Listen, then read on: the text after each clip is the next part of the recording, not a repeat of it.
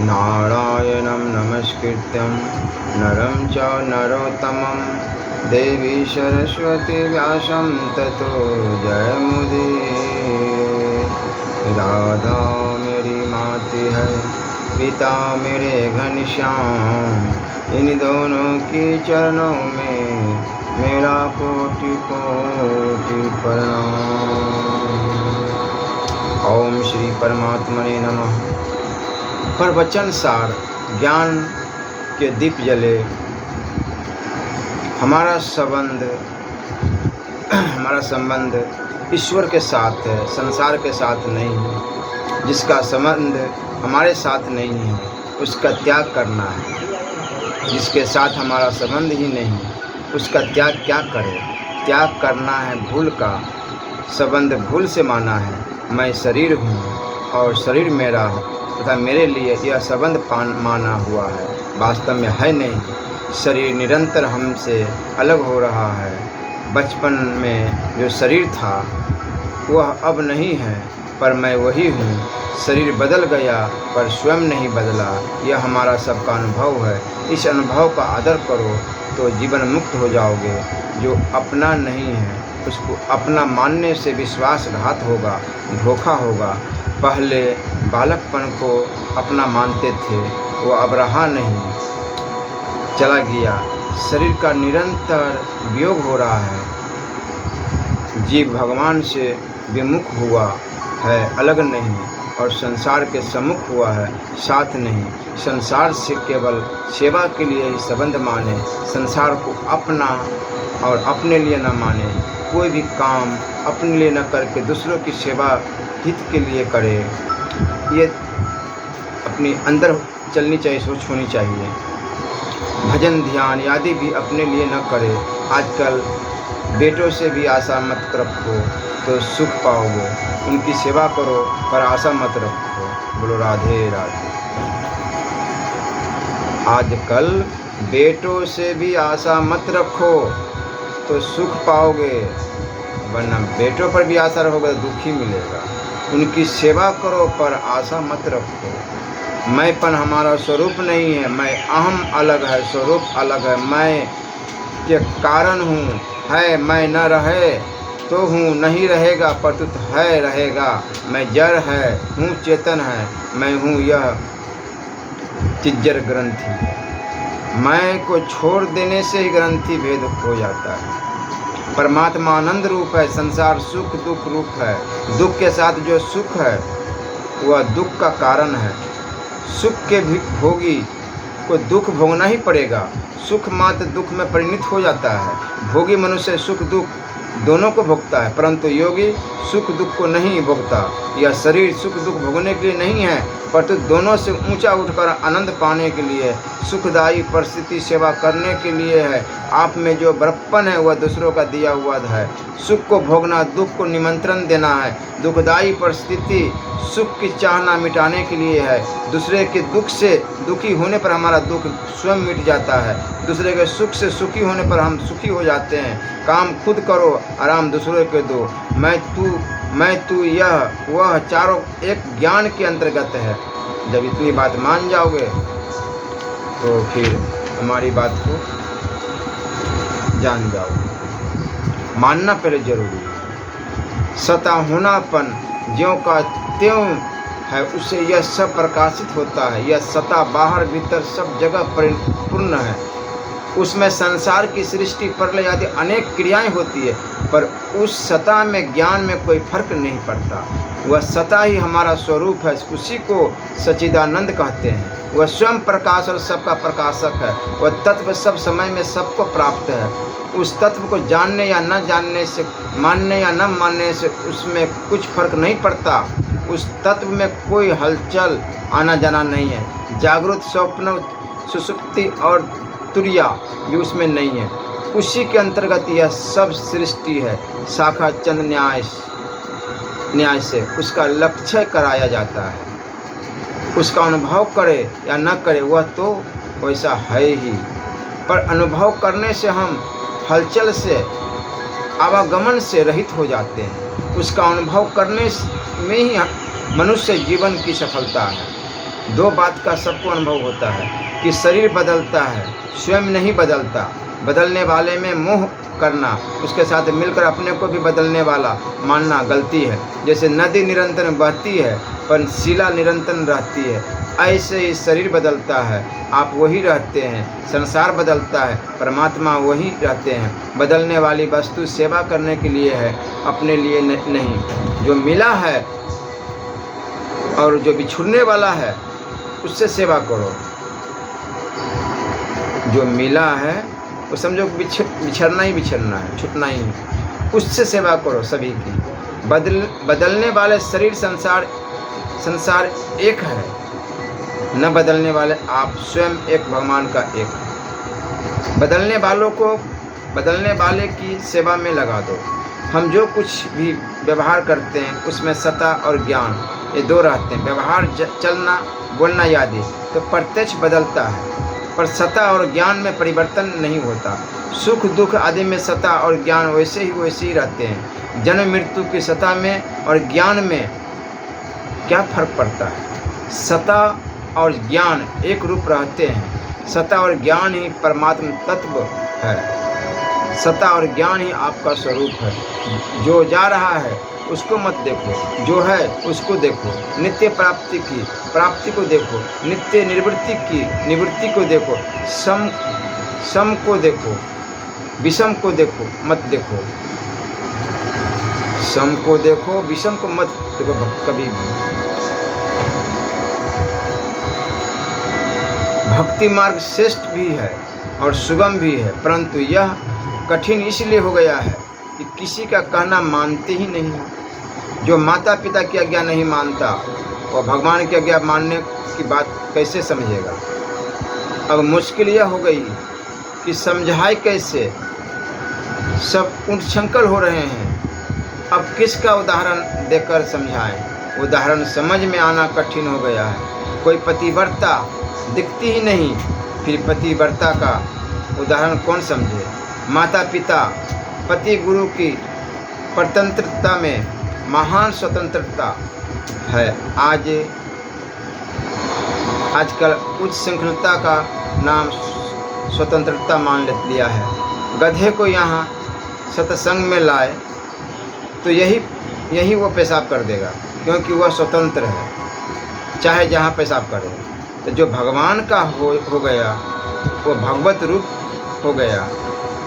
भगवान की ओर से मनुष्य को बहुत विशेष अधिकार मिला है।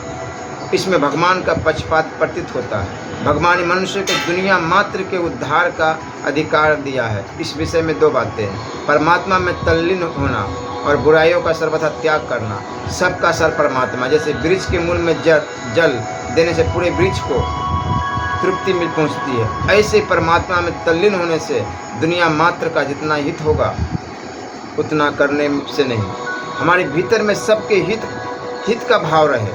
अगर हमें हिंदुओं का मरना बुरा लगता है और मुसलमानों का मरना अच्छा लगता है, तो यह पहचान है कि अभी भीतर में राग द्वेष है, समता प्राप्त नहीं। तत्व प्राप्ति की परीक्षा है कि अंतकरण में समता आ जाए। यदि आपके अंदर में ये आ गई कि ये हिंदू है मुसलमान है, तो फिर आप समता में नहीं आ पाए। समभाव, सभी को एक ही नज़रिया से देखो। अगर बुराई से सर्वथा छूट जाए तो संसार मात्र की सेवा हो जाएगी। लोगों की दृष्टि विधि पर रहती है, त्याग पर नहीं। त्याग का जो महात्म्य है वो निधि का नहीं है। बुराई का त्याग करने से दुनिया मात्र का हित होता है। जो किसी को भी बुरा नहीं मानता, किसी का भी बुरा नहीं चाहता और न बुरा नहीं करता, वह सबकी सेवा करता है। किसी का बुरा होने से अथवा किसी की मृत्यु से राजी नहीं होना चाहिए।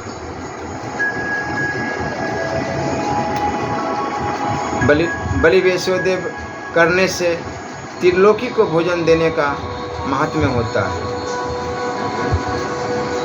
सूर्य को जल देने से त्रिलोकी को जल देने का महात्म्य होता है। प्राप्त स्नान के बाद तांबे के लोटे में जल डालकर उसमें लाल पुष्प या कुमकुम डाल दे और ओम सूर्याय नमः अथवा यही सूर्य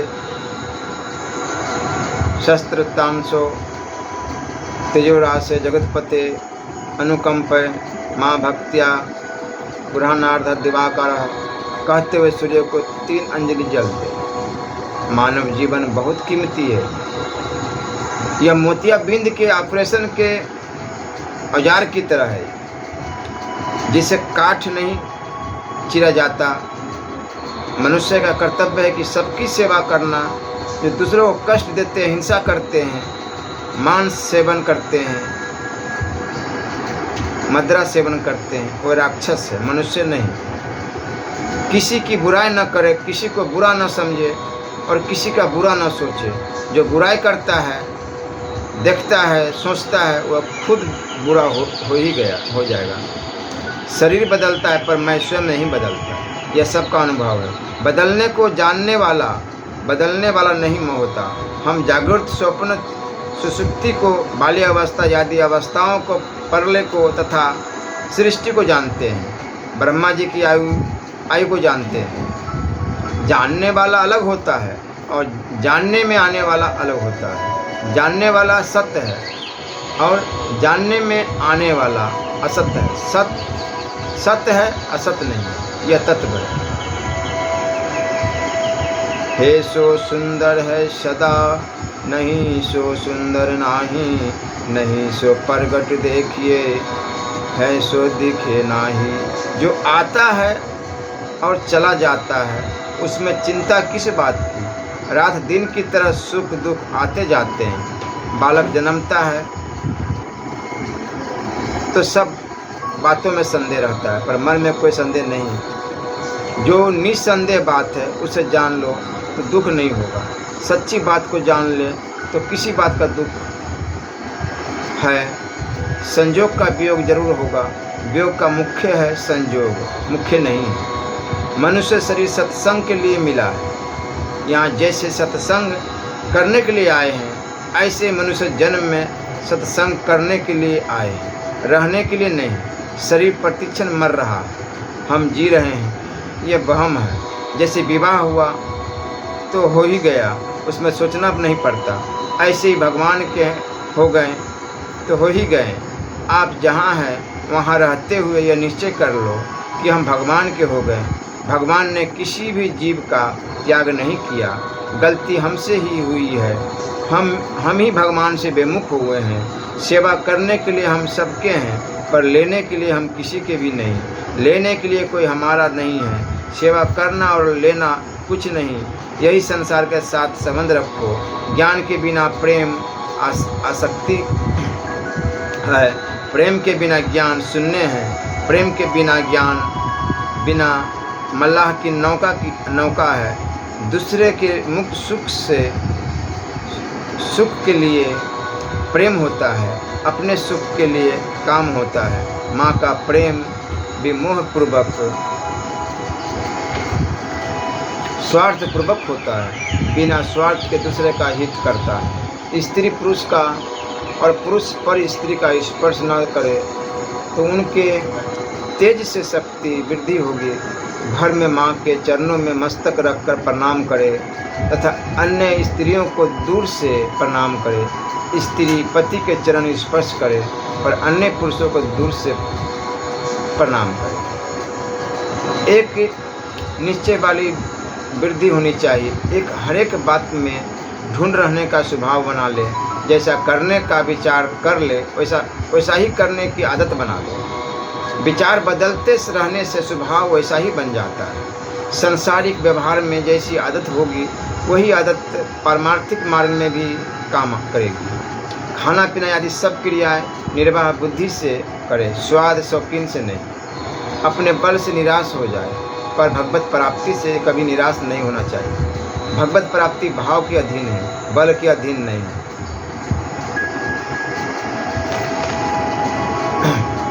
हो हारियो करी यतन विविधि विधि। अपने यत्न से हार गए पर तत्व प्राप्ति से नहीं। जन्म कोटि लगी रगर हमारी, बरऊ शंभु न रहूं कुंवारी। हमें तत्व को प्राप्त करना ही है, चाहे प्राण चले जाए। इस प्रकार अपने लक्ष्य पर अटल रहना साधक के लिए बहुत लाभदायक है। भोग और संग्रह में आसक्ति होने के कारण अटल निश्चय नहीं होता। साधक के मन में न भोगों की गरज कामना आसक्ति राग हो, संग्रह की गरज हो। मन के लगन की अपेक्षा बुद्धि का लगना श्रेष्ठ है। एक निश्चय होना ही बुद्धि का लगना है।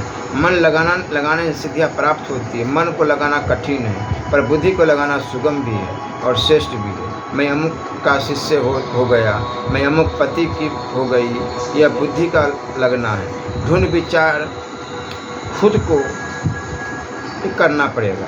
कल्याण तब होगा जब आपकी खुद की लगन हो। परमात्मा सब जगह मौजूद है। गाहक चाहिए, खंभे कई हैं, पर प्रहलाद चाहिए। भोजन तो दूसरा दे देगा, पर भूख खुद की होनी चाहिए। सत्संग करते करते भूख भी लग जाएगी। चाहना हमारी होनी चाहिए। बच्चे की चाहना ही तो माँ के स्तनों में दूध आ जाती है। हमारा विचार ढूंढ होगा तो सभी हमारे सहायक ही हो जाएंगे।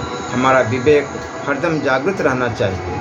नाशवान तथा अविनाशी के विभाग को भी हम जानना है और कर्तव्य अकर्तव्य विभाग को भी हम जानना है। अनुकूलता प्रतिकूलता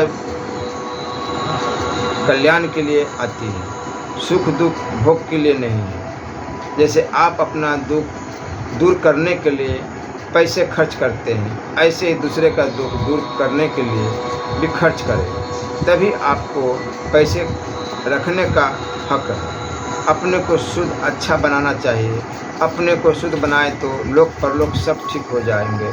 माम का और पांडवा, यह भेद ही नाश करने वाला। अंत में विजय उसकी होती है जो धर्म का ठीक पालन करता है। धर्म का बल ही बल है। न्याय युक्त मनुष्य के भीतर जो बल रहता है वह अन्याय के भीतर नहीं रहता। जीवन मुक्ति अभी हो सकती है क्योंकि वह है। आदर और निरादर दोनों के समय आप वही रहते हैं, तो फिर आप में क्या फ़र्क पड़ा? हरा और पीला दोनों अलग अलग हैं, पर उनको देखने वाली आँखों में क्या फ़र्क पड़ा? राजी और नाराज़ी के समय आप एक हुए कि दो हुए? जब जानने में फ़र्क नहीं पड़ा तो फिर जानने वाले में क्या फ़र्क पड़ा? मेरी बात की तरफ ध्यान दो तो आप सब के सब अभी तत्काल जीवन मुक्त हो सकते हो। आजकल गुरु और शिष्य दोनों का ही मिलना दुर्लभ है। आजकल गुरु भक्ति तो है नहीं, गुरु बनाना केवल तमाशा है। संसार से लाभ लेना चाहो तो यह नाशवान है और सेवा करना चाहो तो यह वासुदेव सर्वम है। संसार से सुख लेना चाहते हो तो दुखालय है। मैं यहाँ स्वधर्मा से आता हूँ, पर अभी तक मैंने नीलकंठ नहीं देखा क्योंकि मैं वहाँ गया ही नहीं। ऐसे ही आप कहते हो कि इतने वर्ष सत्संग करते हो गए, लाभ दिखता तो आपने माना ही नहीं, फिर दिखे कैसे? जिससे पतन हो जाए वह भी दिखे, फिर भी आप उसे मान लेते हो, पर जिससे उद्धार हो जाए उसे मानते ही नहीं। समझ में न आए तो भी मान लो कि सब कुछ परमात्मा ही है, वासुदेव सर्वम। आपकी समझ ठीक है कि गीता की मन से सबको परमात्मा का स्वरूप देखो, शरीर से सबका आदर करो, कम से कम किसी का अहित तो मत करो, किसी को दुख तो मत दो, किसी का बुरा नहीं करोगे तो दुनिया मात्र की सेवा हो जाएगी। किसी की मौत पर राजी होना, उसको मारने में सहमत होना, किसी को दुख न दे और किसी के दुख में राजी न हो। संसार का वियोग ही सत्य है, संयोग का वियोग तो असंभावी है, पर वियोग का संयोग असंभावी नहीं है। परमात्मा के साथ एकता योग है, यह योग नित्य है। संसार का वियोग नित्य है। संसार का ज्ञान संसार के वियोग से होगा और परमात्मा का ज्ञान परमात्मा के योग से होगा। कारण कि संसार अलग है, परमात्मा अलग नहीं है। जीना अनित्य है, मरना नित्य है। जिसका वियोग असंभावी है उसकी सेवा करो, जिसका संयोग अवश्य भावी है, उससे प्रेम करो जो असंभव भावी है, अवश्य संभावी है, उसे होने की चांस उसे पहले से ही स्वीकार कर लेना चाहिए। हमारा जीवन ऐसा होना चाहिए कि किसी को भी हमारे द्वारा तकलीफ न हो। ऐसा हो जाए तो दुनिया का भला हो गया। किसी का बुरा न करना सबसे बड़ा सेवा है। संसार का संयोग अनित्य और असत्य है, पर संसार का वियोग नित्य और सत्य है। परमात्मा का साथ सबका नित्य योग है, संसार का साथ सबका नित्य वियोग है। यह स्वीकार कर लो। जो आपको छोड़ रहा है उसको छोड़ दो, और जो कभी नहीं छोड़ता उसको पकड़ लो। जो हमारा नहीं है उसकी सेवा कर दो, जो हमारा है उसको अपना मान लो। निषेधात्मक साधन बहुत ऊंचा है, करने की अपेक्षा न करना श्रेष्ठ है, कारण कि संसार का नित्य वियोग है। श्रवण मनन निधिध्यासन यदि ऊंचे साधन नहीं है, ये विध्यात्मक साधन है। विध्यात्मक साधन में प्रकृति का संबंध रहेगा ही। संसार से नित्य वियोग स्वीकार करते ही योग की प्राप्ति हो जाएगी। निषेधात्मक साधन में स्वतः सिद्धि होती है, परमात्मा में विधि नहीं है। परंतु सब चीज़ों का निषेध है। विहित कार्य सब नहीं कर सकते, पर निषिद्ध कार्य त्याग कर सब कर सकते हैं। विहित को देखें तो 7 बारों के व्रत कौन रख सकेगा। आने जाने वाले की चीज़ों से समता का नाश नहीं होता। समता जो ही कि त्यों रहती है। सुखी दुखी होने में मूर्खता कारण है, प्रारंभ कारण नहीं है। बालों को कितनी ही अनुकूलता दे दो फिर भी वह रो देगा, क्योंकि मूर्खता है। ऐसे ही जो रोते हैं वह बालक है। जो कर्म कामना को लेकर किए जाए वो सब हितकर है। बोलो राधे राधा वल्लभ।